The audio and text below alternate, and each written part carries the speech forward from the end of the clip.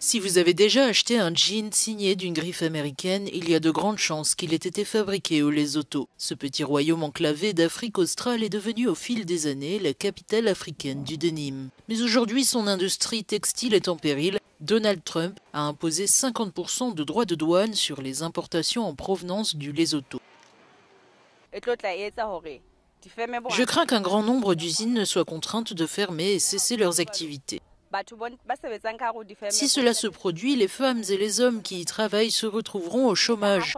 Mon entreprise tourne grâce à ces personnes et je sens que mon activité est en danger. L'industrie textile, pilier de l'économie du Lesotho, fait vivre environ 12 000 personnes. Cette nouvelle taxe devrait toucher 75% des exportations destinées aux États-Unis. Des milliers d'emplois sont en jeu.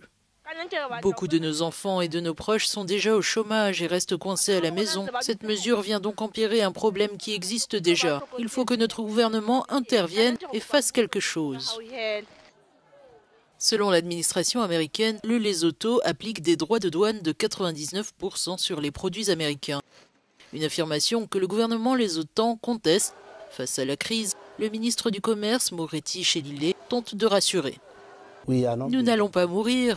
Nous devons diversifier nos marchés et en chercher d'autres. Nous avons d'autres options, comme la zone de libre-échange continentale africaine ou encore avec l'Afrique du Sud, sous l'Union douanière d'Afrique australe. D'autres pays africains sont parmi les plus taxés par les États-Unis. Madagascar sera taxé à 47%, le Botswana à 37% et l'Afrique du Sud à 30%. Ces mesures de l'administration Trump sonnent comme un coup de massue sur les économies du continent africain.